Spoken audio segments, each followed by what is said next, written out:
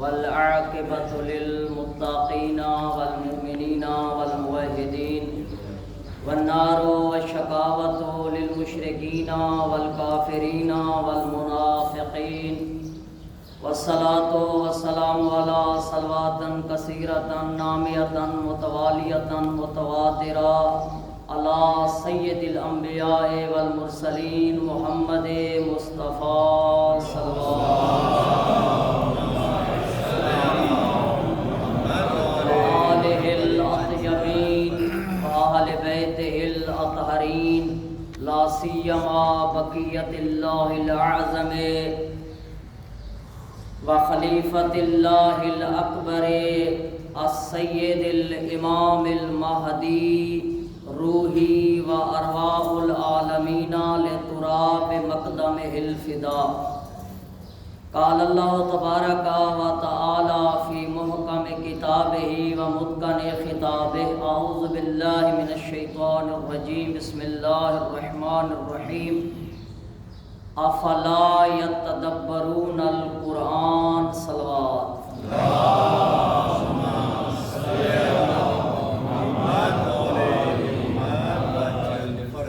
بے تحاشا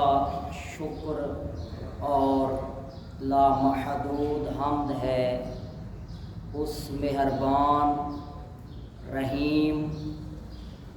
رحمان کریم اور انتہائی لطیف خالق کا کہ جس نے کائنات کی تمام مادی اور غیبی ظاہری اور معنوی شہودی اور پنہانی مخلوقات میں سب سے زیادہ افضل باشرف اور با عزت قرار دیا حضرت انسان اور وہ پروردگار عالم کے جس نے تمام تر نعمات ظاہری و نعمات معنوی اور نعمات فراوان و نعمات انواع و اقسام کے ضمن میں انسان کو تمام فضائل صفات کمالیہ و صفات جمالیہ سے مرصع فرمایا اور انسان کی ہدایت کے لیے اپنے کامل ترین پیغمبر اور رسول حضرت محمد مصطفیٰ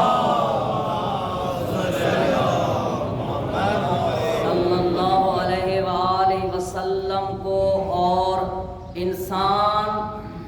کی ہدایت کے لیے نسخہ ہدایت اور کتاب رحمت بنا کر بھیجا قرآن مجید فرقان حمید کو اور ہم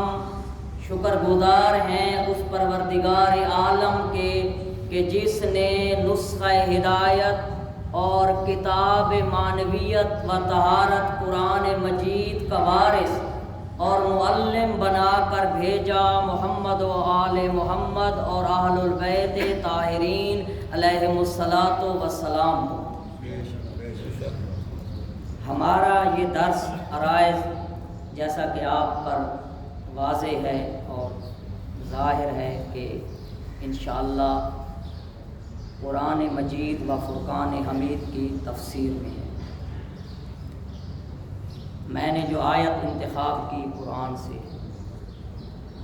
افلا یتدبرون القرآن، اللہ پاک قرآن میں فرما رہا ہے قرآن کے بارے میں کہ اے انسانوں، اے مسلمانوں، اے اہل ایمان، تم قرآن کی آیات اور قرآن کی صورتوں اور قرآن کے مطالب اور قرآن کے مقاصد اور کلمات میں تدبر کیوں نہیں کرتے؟ گویا سوالیہ ہے، دراصل اللہ اعتراض کر رہا ہے انسانوں پر، اعتراض ہے یہ کہ یعنی تم تدبر نہیں کرتے تو کیوں نہیں کرتے، مذمت ہے۔ کہتے ہیں استفہام انکاری، ایک طرح کی مذمت ہو رہی ہے۔ جیسے کوئی بہت اچھا کام ہو اور کوئی بندہ نہ کرے تو ہم کہتے ہیں کہ بھائی آپ کیوں تعلیم حاصل نہیں کر رہے، یہ مذمت ہے، یعنی آپ کو تعلیم حاصل کرنا چاہیے۔ ہم کسی سے کہتے ہیں بھائی آپ نماز کیوں نہیں پڑھتے، یعنی یہ توبیخ ہے، مذمت ہے، اعتراض ہے، یعنی تمہیں نماز پڑھنی چاہیے۔ اللہ پاک جب کیا فرما رہا ہے، افلا یتدبرون القرآن، اللہ اعتراض کر رہا ہے انسانوں پر، مذمت کر رہا ہے ہماری کہ تم قرآن میں تدبر کیوں نہیں کرتے۔ اور تدبر تلاوت قرآن کو نہیں کہتے، قرآن کی قرات کو بھی نہیں کہتے، قرآن کے حفظ کو بھی نہیں کہتے، قرآن کے شبینوں کو بھی نہیں کہتے۔ پتہ نہیں کراچی میں شبینے ہوتے ہیں یا نہیں ہوتے، ہمارے پنجاب میں قرآن کے شبینے ہوتے ہیں، یعنی پوری رات میں انہوں نے پورا قرآن ختم کرنا ہوتا ہے، چاہے جیسے بھی قرآن کو پڑھیں، چاہے الفاظ کو غلط ہی کیوں نہ پڑھیں، چاہے قرآن سمجھ میں آئے یا نہ آئے۔ ایک ٹھیکہ ہوتا ہے، وہ مکانا ہوتا ہے، ٹھیکہ مکانا قرآن کا، راتوں رات کہتے شبینہ، شب سے ہے، یعنی راتوں رات قرآن کو ختم کرنا۔ قرآن پہ شبینے ہیں، قرآن کی تلاوتیں ہیں، قرآن کی قراتیں ہیں، قرآن کا حفظ ہے، قرآن کی تلاوتیں، یہ سارے اعمال ہیں قرآن کی نسبت، اور ان کا اجر و ثواب ہے۔ یہ غلط نہیں ہے قرآن کا تلاوت کرنا، قرآن کو پڑھنا، قرآن کو دیکھنا، یہ سب عبادت ہے، حتیٰ قرآن کو دیکھنا بھی عبادت ہے۔ روایات میں ہے کہ قرآن کو دیکھو، اس سے انسان کا چہرہ نورانی ہوتا ہے، آنکھیں نورانی ہوتی ہیں، جسم نورانی ہوتا ہے، اور انسان کی اندرونی ساختیں اور اندرونی نظام نورانی ہوتا ہے، اور انسان کی روح اور نفوس نورانی ہوتی ہیں قرآن کو دیکھنے سے۔ ہمارے ائمہ نے بعض اوقات یہ بھی فرمایا ہے کہ زبان سے قرآن کو پڑھنے سے زیادہ بہتر ہے کہ آنکھوں سے دیکھ کے قرآن کو دل میں پڑھو۔ قرآن بہت بابرکت ہے، اس کے بہت زیادہ پڑھنے اور سمجھنے کے سلیقے ہیں، لیکن قرآن کا مقصد تلاوت نہیں ہے، قرآن کا مقصد قرات نہیں ہے، قرآن کا مقصد شبینے نہیں ہے، قرآن کا مقصد حفظ کرنا بھی نہیں ہے۔ قرآن کا مقصد دو چیزیں ہیں، قرآن کی سمجھ پیدا کرو، فہم قرآن، معرفت قرآن، اور قرآن کے پیغام اور مقاصد کو سمجھو، دریافت کرو، عقلاً و روحاً، قرآن کو دریافت کرو اپنے وجود میں، دریافت قرآن، قرآن کی حقیقت کو اپنے وجود کے اندر اتارو۔ تدبر قرآن و تأمل در قرآن و تفسیر قرآن کا نتیجہ جو ہے وہ ہے قرآن کی حقیقت کو اپنے وجود کا حصہ بناؤ۔ اتنا قرآن کو پڑھو، اتنا قرآن کے فہم پر کام کرو، اتنا قرآن کو سمجھنے کی کوشش کرو، اور اتنا قرآن کے مطالب پر غور و فکر کرو کہ قرآن کے پیغامات، قرآن کے مقاصد اور قرآن کی حقیقت اٹھ کر آپ کے وجود کی حقیقت بن جائے۔ پھر یہ قاری نہیں رہتا، پھر یہ قاری قرآن نہیں رہتا، یہ خود قرآن بن جاتا ہے۔ تدبر در قرآن کا نتیجہ کیا ہے؟ فہم قرآن، پھر قرآن کے مطالب، قرآن کے حقائق اور قرآن کے مقاصد اٹھ کر آپ کے وجود کا حصہ بن جائیں گے۔ قرآن کو اتنا پڑھو، حضرت امام جعفر صادق علیہ السلام فرماتے ہیں کہ قرآن کو اتنا پڑھو، قرآن کو اتنا پڑھو، قرآن کو اتنا دہراؤ کہ قرآن کے مقاصد اور قرآن کے مطالب آپ کو ازبر ہو جائیں۔ ازبر سے یہ مراد نہیں ہے کہ آپ کو ذہن نشین ہو جائیں، اس کا مطلب یہ ہے کہ قرآن کے مقاصد آپ کے وجود اور حقیقت کا حصہ بن جائیں۔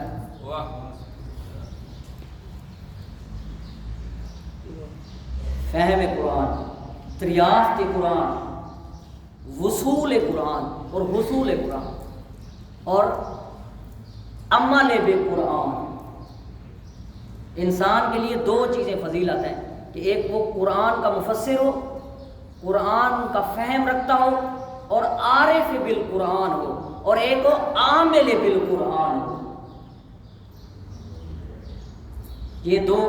مقاصد ہیں قرآن کے،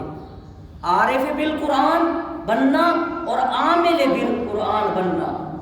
پھر جب انسان قرآن کا عرفان حاصل کرتا ہے تو اس سے قرآن پر عمل لازم آتا ہے. جب آپ عارف قرآن بنیں گے، قرآن کی معرفت حاصل کریں گے، اس کا نتیجہ کیا ہے کہ آپ عمل کریں گے قرآن پر، عامل قرآن بن جائیں گے. اور جب آپ عامل قرآن بن جائیں گے تو اس کے نتیجے میں پھر آپ کو ایک اور اضافی معرفت قرآن نصیب ہوگی. ہر علم عمل پر مقدم ہوتا ہے اور پھر ہر عمل کے نتیجے میں ایک معرفت اور علم وجود میں آتا ہے. ایک علم ہے جو عمل پر مقدم ہے، ایک معرفت ہے جو عمل پر مقدم ہے، اور ایک وہ معرفت اور علم ہے جو عمل کے بعد وجود میں آتا ہے. عمل مقصد حیات نہیں ہے. عمل اور تقوی کے نتیجے میں جو معرفت پروردگار اور معرفت قرآن اور معرفت اہل البیت اور معرفت کائنات حاصل ہوتی ہے، وہ معرفت مقصد حیات انسان ہے. عمل مقصد حیات انسان نہیں ہے. یہ میں بہت اہم نقطہ کہنے جا رہا ہوں، کیونکہ ابھی تک قوم کو ممبر سے یہی بتایا گیا کہ تقوی اور عمل مقصد حیات انسان ہے. میں قرآن کریم جناب ملا صدرہ اور حضرت امام خمینی رضوان اللہ تعالیٰ علیہ نے اپنی ساری زندگی کا جو نچوڑ بتایا ہے معرفت کا، انہوں نے فرمایا ایک علم ہے جو عمل پر مقدم ہوتا ہے، جس کے بغیر عمل ممکن ہی نہیں ہے. جیسے میں ایک مثال دیتا ہوں، آپ نماز پہلے توضیح المسائل سے یا نماز کی کتاب سے یا عالم سے سیکھیں گے، علم حاصل کریں گے، پھر نماز پڑھیں گے. علم کے بغیر نماز ممکن نہیں ہے. یعنی نماز ایک ایسا عمل ہے جس سے پہلے علم ضروری ہے. بالآخر آپ نماز کے احکام، نماز کا سلیقہ، نماز کے آداب، نماز کا طریقہ سیکھیں گے نا عالم سے، مجتہد سے، طالب علم سے یا کتاب سے پڑھیں گے تو یہ علم ہو گیا، پھر آپ نماز پڑھیں گے. لیکن ایک معرفت وہ ہے کہ جب آپ نماز پڑھیں گے، اگر نماز آپ نے روح نماز کے ساتھ پڑھی، اگر نماز آپ نے حقیقت نماز کے ساتھ پڑھی، اگر نماز کو آپ نے اس طرح سے پڑھا جیسے اللہ نے نماز کو چاہا ہے، تو پھر نماز کے بدلے میں، نماز کے عوض میں ایک معرفت آپ کو پروردگار کی اور نظام ہستی کی، نبوت کی اور امامت کی حاصل ہوگی، جو مقصد حیات انسان ہے. یعنی علم مقدم ہے تقوی پر، اور جب تقوی انسان کے اندر پیدا ہو جائے، کامل تقوی اور تقوی مستمر دائمی تقوی، تو پھر اس تقوی کے نتیجے میں ایک معرفت پیدا ہوتی ہے جو مقصد حیات انسان ہے. اس لیے فرمایا تتقوا اللہ، اللہ کا تقوی اختیار کرو. یعلمکم اللہ، یہ آیت ذرا غور کیجئے، کہہ رہے ہیں تتقوا اللہ یا ان تتقوا اللہ، کہ اگر تم نے تقوی الہی کامل اور مستمر اور مدام اختیار کیا تو پھر ہوگا کیا؟ یعلمکم اللہ، پھر اللہ تمہیں ایک علم اور معرفت عطا کرے گا.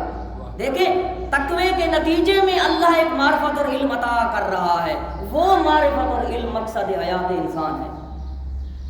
یعنی مقصد حیات انسان تقوی نہیں ہے، مقصد حیات انسان عمل بھی نہیں ہے. عمل اور تقوی مقدمہ ہے معرفت کا، اور وہ معرفت حاصل کرنی ہے اپنی زندگی میں، اور وہ ہے کائنات، جہان ہستی، پروردگار عالم اور نبوت اور رسالت کی معرفت شہودی، کہ جب آپ نبوت اور امامت اور اللہ کی ربوبیت کی حقیقت کو جا کر خود دل کی آنکھوں سے مشاہدہ کریں، جب آپ نے دل کی آنکھوں سے اللہ کی ربوبیت کو، اللہ کی خالقیت کو، اللہ کی مالکیت کو اور اللہ کی صفات جمال و جلال کو جا کے مشاہدہ کیا، جب آپ نے نبوت کی حقیقت کو جا کے مشاہدہ کیا، جب آپ نے امامت کی حقیقت کو جا کے مشاہدہ کیا، اور جب آپ نے قیامت کی حقیقت کو جا کے مشاہدہ کیا، گویا آپ نے معرفت شہودی و معرفت حضوری اختیار کر لی ہے، حاصل کر لی ہے. کس کی؟ پروردگار عالم کی، قیامت کی، معاد کی، نظام ہستی کی، ملائکہ کی. انسان یہ اتنی حیثیت رکھتا ہے کہ انسان پہاڑوں کے اس پار گزر جائے اور روح پہاڑ کو در کر لے. انسان اتنی حیثیت رکھتا ہے کہ یہ درخت کی یہ جو زہری چھلکا ہوتا ہے، تنا ہوتا ہے، اس کے اس پار اس کی روح میں گزر کے روح درخت کو حاصل کر لے. انسان اتنی حیثیت رکھتا ہے کہ جبرائیل اور میکائیل اور ملائکہ کی حقیقت میں اتر کے حقیقت میکائیل اور روح جبرائیل کو در کر لے. انسان اتنی حقیقت رکھتا ہے کہ وہ قرآن کے الفاظ اور ظاہری کلمات سے اس کی روح میں اتر کے روح قرآن و حقیقت قرآن کو اپنے وجود میں دریافت کر لے۔ انسان اتنی حیثیت رکھتا ہے کہ اللہ کے اسماء اور صفات کے جو الفاظ ہیں، ان الفاظ سے اس طرف گزر کے عالم لاہوت میں حاضر ہو، عالم اسماء صفات میں حاضر ہو، اور اللہ کے اسماء اور صفات کی حقیقت کو جا کے مشاہدہ کرے، اور ان کے ذائقے کو جا کے اپنے دل کی آنکھوں سے اور اپنے دل کے کانوں سے سنے، اور اپنے دل کی آنکھوں سے دیکھے، اور اپنی دل کی زبان سے توحید اور اللہ کی معرفت کا ذائقہ چکھے۔ محمد وآل محمد صلوات۔ جب انسان اللہ کی معرفت، نبوت کی معرفت، امامت کی معرفت، کائنات کی معرفت اور موجودات کی حقیقت کو جا کے اپنی حصے گویائی سے چکھ لے تو اس کو کہتے ہیں معرفت شہودی، معرفت حضوری۔ یہ عقلی معرفت نہیں ہے، یہ سائنسی معرفت نہیں ہے، یہ ٹیکنالوجی کی معرفت نہیں ہے، یہ کتابی اور علمی معرفت نہیں ہے، بلکہ یہ روح کائنات کے اندر اتر کے حقیقت کائنات اور روح نظام ہستی کو جا کے چکھنا، دیکھنا، سونگھنا اور اسے ٹچ کرنا۔ کس کے ساتھ؟ جسم کی آنکھوں کے ساتھ نہیں، روح کی آنکھوں کے ساتھ، دل کی آنکھوں کے ساتھ۔ اور یہی کچھ ہم اگر قرآن میں تدبر کریں، قرآن کی تفسیر اگر ہم پڑھیں، پڑھائیں اور قرآن پر عمل کریں تو ایک دن ہم حقیقت قرآن اور روح قرآن کی حقیقت کو اپنے وجود میں دریافت کر لیں گے، اور قرآن کے الفاظ اور کلمات سے پیچھے اس کے چھپے ہوئے باطن کو پا لیں گے، اور روح قرآن کے مالک، وارث اور معلم بن جائیں گے۔ اور اس مقام پر اگر انسان فائز ہو جائے تو وہ مفسر قرآن ہے، وہ معلم قرآن ہے، وہ عامل بے قرآن ہے، وہ عارف بے قرآن ہے، اور وہ انسان ہے کہ جس نے اپنی زندگی کا ہدف پا لیا اور وہ کامیاب ہو گیا، باسعادت ہو گیا، اور اللہ کے نزدیک یہ مقرب ہے اور یہ اللہ کا ولی ہے۔ اسی لیے فرمایا کہ اللہ